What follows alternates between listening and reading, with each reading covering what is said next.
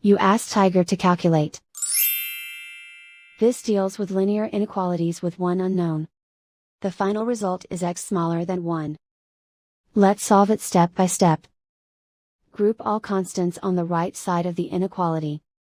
Subtract 1 from both sides.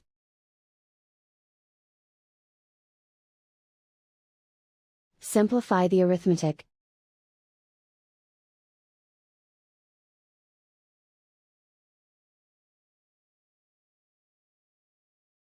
Isolate the x.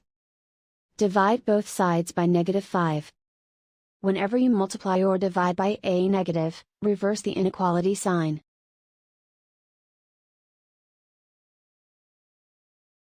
Cancel out the negatives.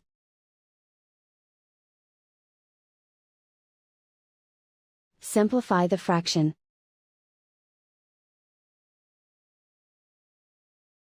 Cancel out the negatives.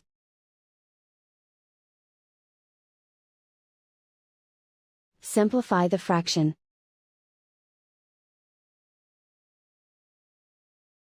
Plot the solution on a coordinate grid. And so the final result is x smaller than 1.